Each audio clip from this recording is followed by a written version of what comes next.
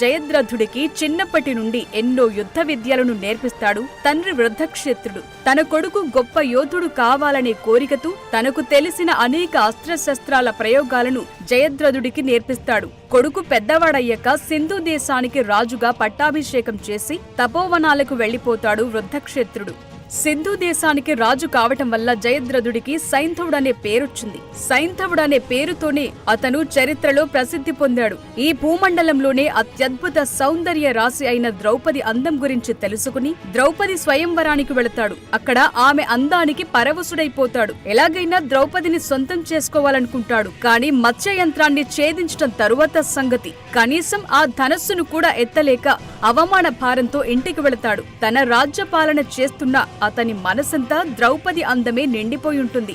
ఒక్కసారి ద్రౌపదిని చూసిన తరువాత ప్రపంచంలోని మిగతా స్త్రీలందరూ తనకు కోతుల్లా కనిపిస్తున్నారని తన మంత్రితో చెప్తాడు.